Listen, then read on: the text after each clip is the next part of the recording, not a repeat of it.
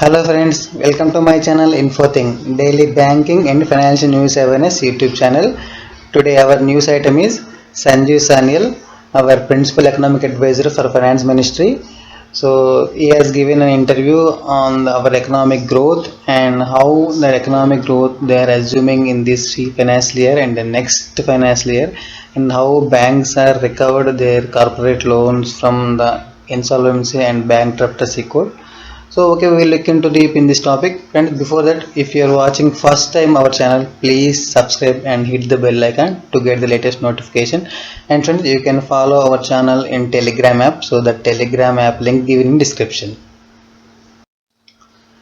In our principal economic advisor Sanjay Sanyal's interview, he told, as the government has taken measures to prop up investments and consumer demand, because actually our Indian economic growth slipped to more than 6 years low, that is around 4.5% in the last July to September quarter.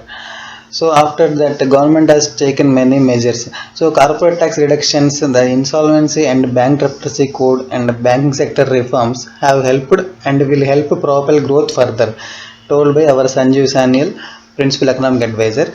The insolvency and bankruptcy code introduced in May 2016, and it has helped banks to recover billions of dollars stuck in outstanding corporate loans and offer loans to new borrowers. And Sani also told economic growth was set to accelerate to 6% in the financial year beginning in April, compared with the estimated growth of 5% in the current one. So present the estimated growth is 5.0 is there, and they are expecting and they are accelerating the economic growth to 6% in the next financial year, that is the beginning financial year in April. But many private economists are less optimistic because they are saying the current downturn may continue for the next few quarters due to a dip in private investments and a tepid consumer demand. And also he said the government is expected that average consumer price inflation would fall to 4% in the next financial year beginning April, after a recent spike driven largely by food prices. And also there is enough space for the central bank, that is central bank is our Reserve Bank of India. So there is enough space for the central bank to further cut interest rates. However, as inflation was likely to ease following a fall in vegetable prices.